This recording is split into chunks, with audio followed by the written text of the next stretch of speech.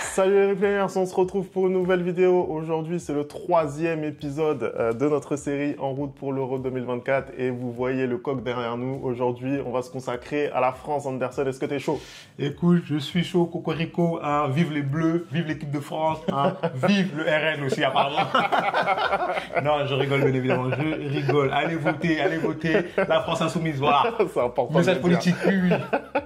Générique, c'est parti.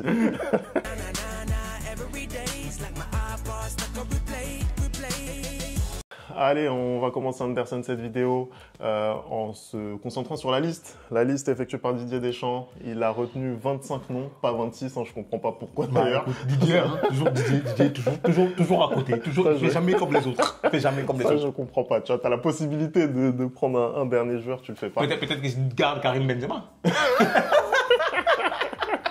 On sait jamais. Peut-être, on va le rappeler, peut-être.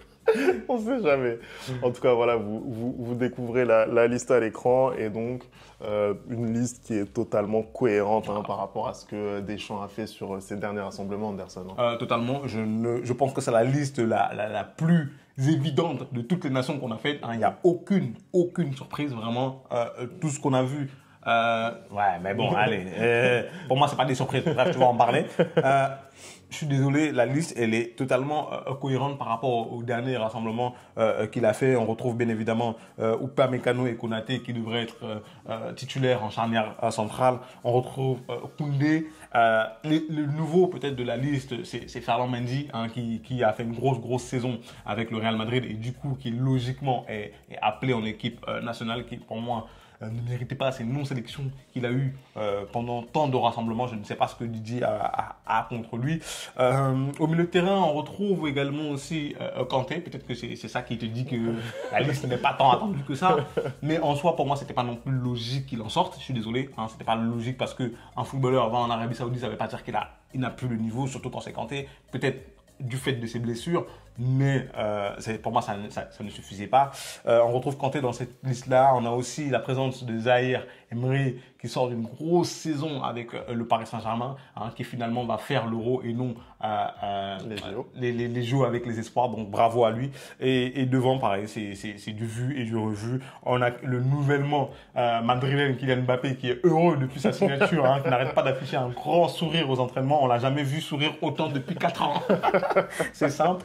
Et on a l'inusable, le vétéran Olivier Giroud, hein, qui va connaître, je pense, sa dernière compétition avec les Bleus parce qu'après, il va prendre sa retraite internationale. Pour moi, la liste est très cohérente au vu du niveau de jeu de tous les joueurs durant la saison et au vu aussi des derniers matchs en équipe de France. Je pense que à part peut-être Kanté et Ferland Mendy, il n'y a pas trop, et Zahir Emery aussi, il n'y a pas trop de surprises dans cette liste-là. On peut parler aussi peut-être du cas Barcola, parce que Barcola, ça fait partie aussi des joueurs qui n'avaient été jamais sélectionné avant cette liste pour l'Euro, mais c'est une demi-surprise par rapport à ce qu'il a effectué tout au long de la saison. Il a réussi à s'imposer au Paris Saint-Germain, c'était pas du tout gagné au début de la saison, et pourtant là aujourd'hui, il n'y a rien à dire, c'est le taulier au poste d'ailier gauche aujourd'hui. Il va y avoir un mercato qui va passer par là, on ne sait pas si ce sera toujours le cas, mais en tout cas en l'état, c'est le taulier au poste, et c'est tout naturellement qu'il a été sélectionné par Didier Deschamps. En plus, il a des qualités que Deschamps aime bien, c'est-à-dire ce côté où il va énormément défendre, où il va énormément travailler pour le collectif. Et puis, il y a ces différences individuelles qu'il fait de façon assez systématique. En plus, voilà, on a l'impression à chaque fois que ça ne va jamais passer et ça passe toujours. Il fait une entrée en jeu tonitruante lors du premier match de préparation. Tous les feux sont au vert pour Barcola. Donc c'est logique de notre point de vue qu'il soit dans cette liste. Après, si on se penche un petit peu sur les absents et les joueurs qui ont un petit peu loupé le train, il y en a quelques-uns. Déjà, on peut parler de Jordan Verretou et de son ancien coéquipier Matteo Guendouzi au milieu du terrain qui ont été appelés au Qatar et qui malheureusement ne le sont pas là dans ce rassemblement. Bah, il paye la saison de Marseille. Hein. Il paye la saison de Marseille. Guendouzi, lui, il a joué cette année à la Lazio. On peut aussi parler de Moussa Diaby qui a fait une assez bonne saison quand même du côté d'Aston Villa sous la houlette de Unai Emery, qui n'a pas été retenu. connu. Ça, c'est peut-être un petit peu plus illogique. Moi, je trouve quand même que lorsqu'il a été appelé à chaque fois en équipe de France, il n'a pas fait énormément pour prouver et pour pouvoir rester et pour pouvoir être rappelé par Didier Deschamps. Je suis d'accord. Ça là-dessus, je suis d'accord. Et on sait que Deschamps, il accorde énormément d'importance à ce que tu produis sous le maillot bleu. C'est peut-être ce qui peut expliquer aussi, par exemple, la présence d'un Randal Kolo Muani qui est assez décrié. Mais c'est vrai que quand il enfile ce maillot bleu, il est transformé. Il est transformé.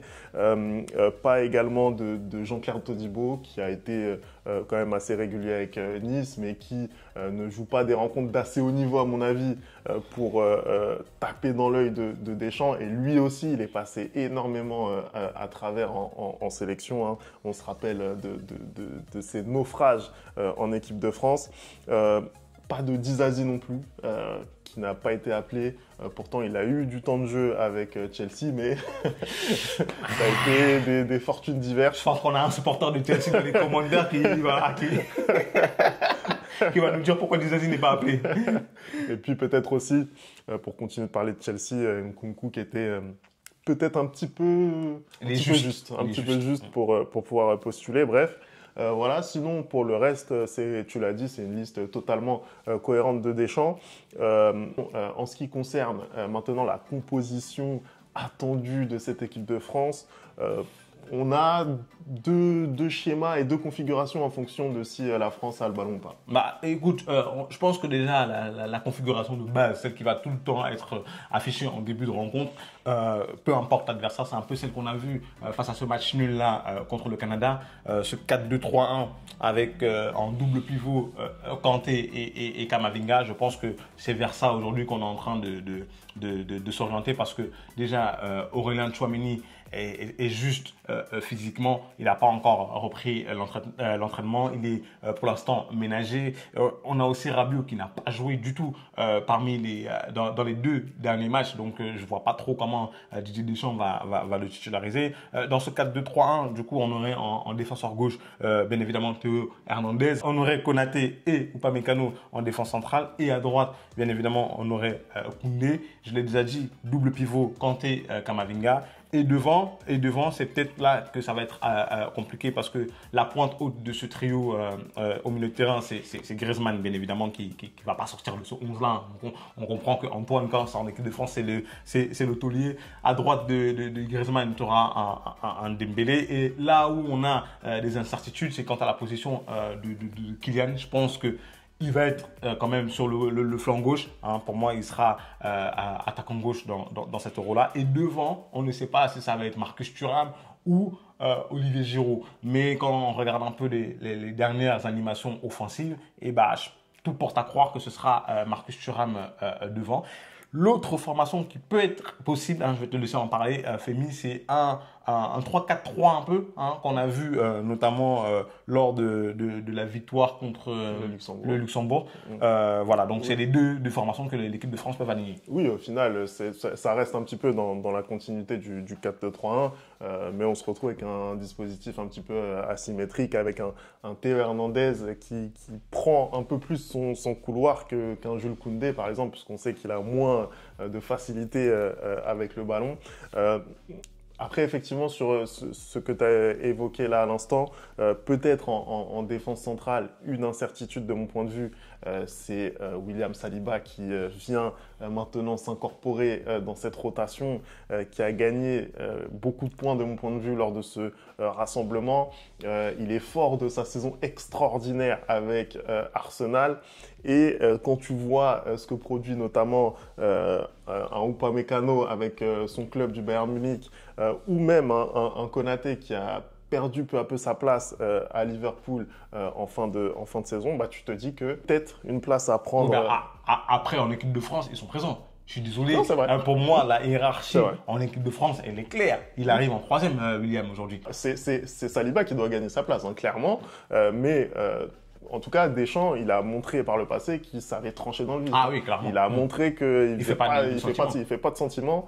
Et donc, voilà, le fait de voir autant Saliba là, lors de ces matchs de préparation aussi, c'est une indication. Tu vois, au même titre qu'un Kanté, par exemple. Voilà, alors qu'on pensait que le milieu de terrain qui a mené la France jusqu'en finale de la Coupe du Monde, bah, c'était le milieu de terrain titulaire. Bah, on voit très vite que voilà, Deschamps, il est pragmatique et s'il faut incorporer Kanté dans ce collectif, il va le faire sans se poser de questions. Donc ça c'est peut-être une incertitude. Et puis, peut-être voir également l'état de forme d'un Kingsley Coman, par exemple, parce que lui aussi, on sait qu'il est vraiment apprécié par Didier Deschamps. Dembélé, il est quand même fort d'une très grosse saison lui aussi avec le PSG. Il a été régulier, ça c'est le plus important, aussi bien dans sa présence dans les matchs enchaînés que dans les performances. Donc voilà, ça c'est peut-être les petites incertitudes. Et puis je ne vais pas reparler du duel à distance entre Marcus Thuram et Olivier Giroud. Si maintenant je te pose une question, Anderson, je te parle un petit peu du groupe de la France, hein. On va le rappeler, ce groupe. Il va y avoir donc l'Autriche, il va y avoir les Pays-Bas, il va y avoir la Pologne. Qu'est-ce que tu penses, toi, de ce groupe et comment tu sens cette équipe de France? Bah, c'est un groupe extrêmement relevé, je ne veux pas te mentir. Je pense que c'est le deuxième groupe le plus relevé de cet Euro après le groupe Espagne, Italie et puis Croatie. C'est un groupe pas facile du tout pour les Bleus et je pense que c'est un groupe où ils vont devoir être présents dès la première rencontre. Ils ont la chance, hein, on va le dire encore une fois de plus, la chasse à Dédé. Il y a pas mal de joueurs dans les équipes qui sont blessés, hein, et qui commencent à déclarer forfait. On a notamment aux Pays-Bas Frenkie de Jong qui déclare forfait. On a l'Autriche, David Alaba qui déclare forfait. D'ailleurs, ça me rassure pas trop pour le Real Madrid. Tu vois, et en Pologne, on a Lewandowski qui est blessé, qui va sûrement rater le premier match et après qui sera juste pour le reste.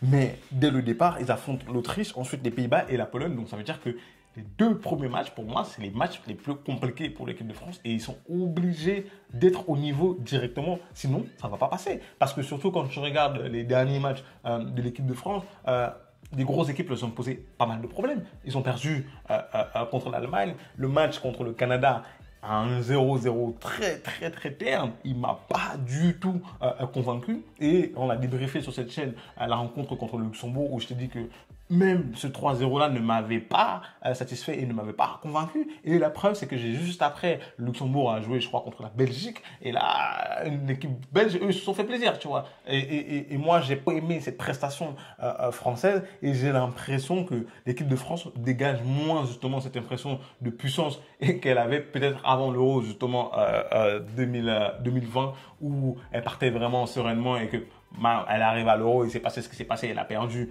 Mais je ne vois pas et je ne sens pas cette impression de puissance dans cette équipe française qui devra vite se mettre au niveau et très vite se concentrer parce que si elle n'est pas concentrée, elle peut avoir un incident diplomatique. Voilà.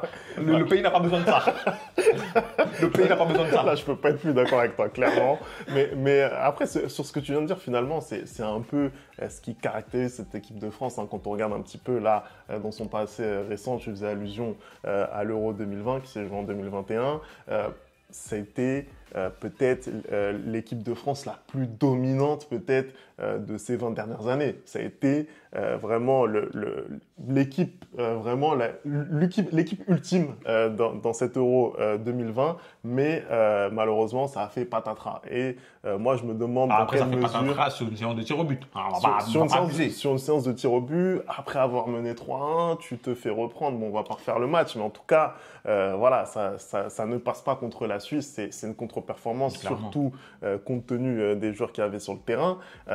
Et on se demande justement si ce statut de favori, d'équipe en forme, si ça réussit vraiment à l'équipe de France. On a vu ce que ça a pu donner, notamment lors de la Coupe du Monde 2022, puisque c'était une équipe qui était doute, qui avait fait n'importe quoi durant toute l'année 2022. Et ils arrivent au Qatar, et ils font une campagne de Coupe du Monde comme on s'y attendait pas. Là, on est même chose sur une période de l'équipe de France un petit peu moins faste. moi, je pense qu'ils vont, répondre. Hein. Je pense qu'ils seront au rendez-vous. Ils seront pas loin du dernier carré, à mon avis. Hein. En tout cas, toute autre performance que le dernier carré, pour moi, c'est un échec. Je suis désolé. Clairement. Donc, moi, je pense qu'ils y seront. Les matchs qu'on a vus de préparation, que ce soit contre le Luxembourg ou contre le Canada, pour moi, c'est pas de nature vraiment à remettre en cause quoi que ce soit. Et je pense pas qu'on puisse vraiment en tirer des vrais enseignements. Je pense qu'il fallait simplement que les joueurs gagnent un peu en temps de jeu, leurs automatismes, j'y arrivé.